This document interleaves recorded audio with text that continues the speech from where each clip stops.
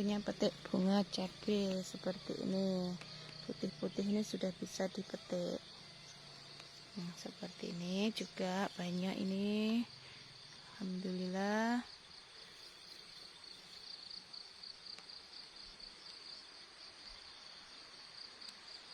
Seperti itu. Ini cabai untuk digunakan untuk polinasi atau kawin nantinya ya. Dipersiapkan dulu apa namanya ini, benang sarinya dari cabai lanang, istilahnya seperti itu.